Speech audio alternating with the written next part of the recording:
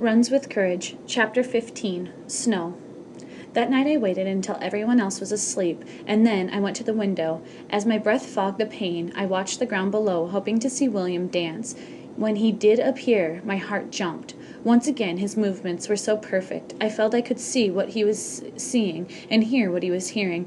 I allowed my spirit to be taken up with his dance, to move and dream and remember along with him.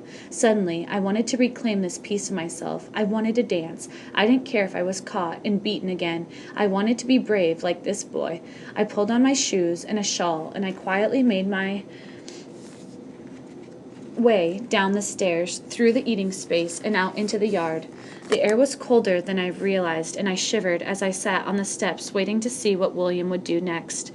He looked up at me briefly, and then went back to his dance. Even though it was cold, he wore no shawl. He was dancing free and unrestricted. I could see the stories as he moved. I imagined buffalo running majestic and free.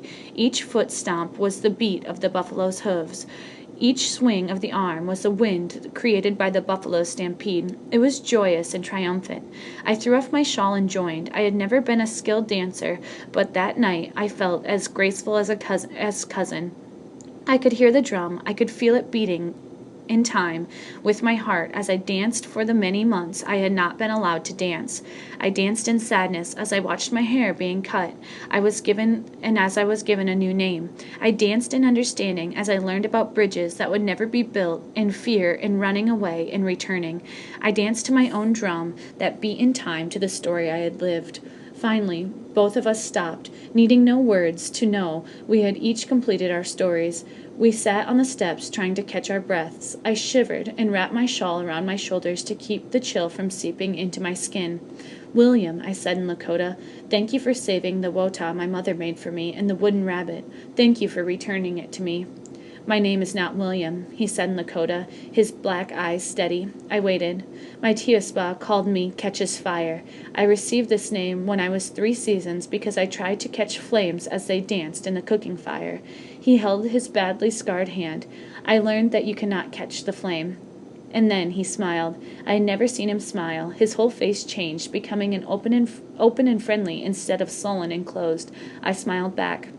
"My name," I answered, "is Four Winds. I earned this name from my uncle when my mother discovered I can understand voices speaking in the trees." He smiled. "My sister was named Laughing Wind because when the winds blew and the rain fell, she loved to stand outside and catch the drops," he said. "Did you lose your sister?" I asked. He was speaking of her in the past. "I lost everyone in my tiospa," he said, looking away from me. "To illness?" I asked. "To vengeance," he said.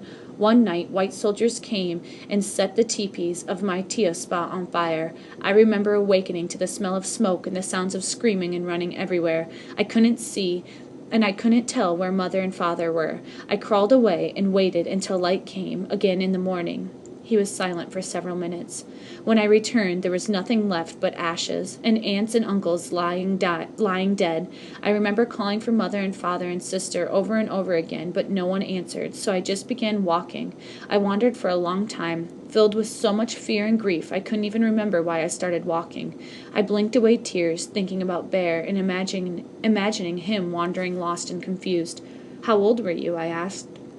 "In the man's white calendar, I believe this happened 3 years ago. I was almost 9 seasons. And one day," he continued, "one of the teachers from this school found me, wandering and ill. I had never seen a white woman before, and thought she was a trickster spirit. I turned to run, but I was too weak. She carried me to the school and took care of me. For a long time I could not speak. I could not understand the white man's language. I could not understand this William they kept calling me. I didn't understand why they cut my hair without mourning wails. I was so confused and so afraid.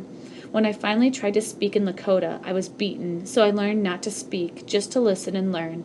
By then, everyone thought I was slow. I realized it was better to let them think this." "Why?" I asked. "Father once told me that a warrior never let his enemies see him, then they can hurt him.